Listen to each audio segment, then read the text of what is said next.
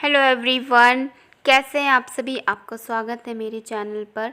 आज हम आपको सुनाएंगे धर्मराज की कहानी, यानी कि यमराज की कहानी, जिसे सुनने से जो है मोक्ष की प्राप्ति होती है। तो एक बुढ़िया माई थी, वह व्रत नियम बहुत रखती थी। एक दिन भगवान के घर से यमदूत लेने आए। बुढ़िया माई यमदूत के साथ चली गई। आगे गहरी नदी बह रही थी। बुढ़िया माई डूबने लगी। तब यमदूत ने पूछा, माई, गाय दान की हुई है क्या? बुढ़िया माई ने मन में गाय माता का ध्यान किया तो गाय माता उपस्थित हो गई।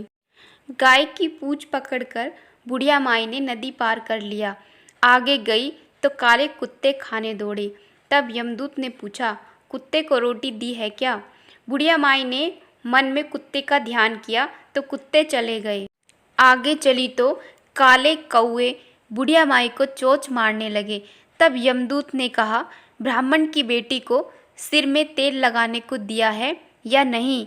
बुढ़िया माई ने ब्राह्मण की बेटी को याद किया तो कौवे ने चोंच मारना छोड़ दिया।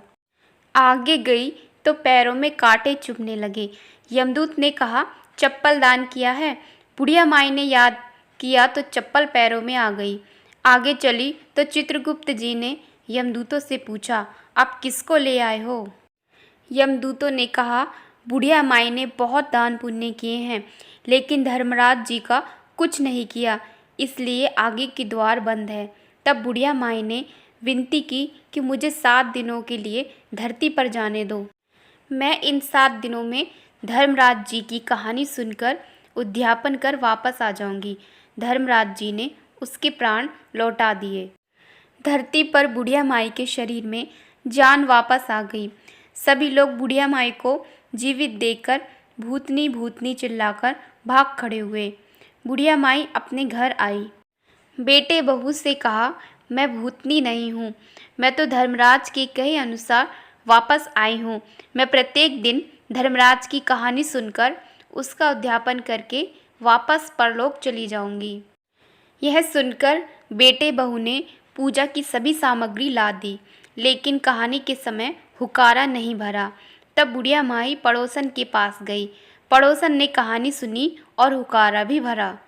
बुढ़िया माई ने 7 दिनों के पश्चात उद्यापन कर दान किया। 7वें दिन धर्मराज जी ने बुढ़िया माई के लिए स्वर्ग से विमान भेजा। विमान देखकर सभी गांव वालों ने स्वर्ग जाने के लिए कहा। तब बुढ़िया माई ने कहा, मेरी कहानी तो केवल पड़ोसन ने सुनी है।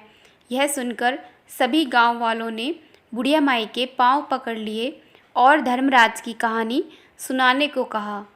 बुढ़िया माई से कहानी सुनने के बाद सभी गांववासी विमान में बैठकर स्वर्ग पहुंच गए। सभी गांववासी को देखकर धर्मराज ने कहा, मैंने तो केवल बुढ़िया माई के लिए विमान भेजा था।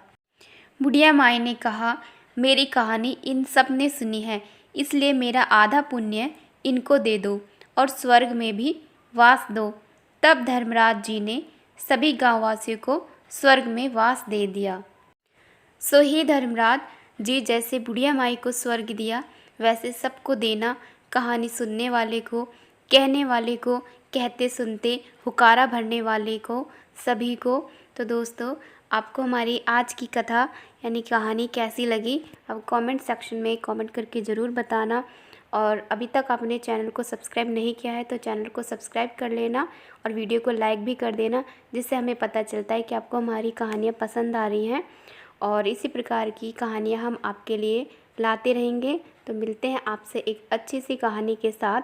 तब तक के लिए राधे राधे।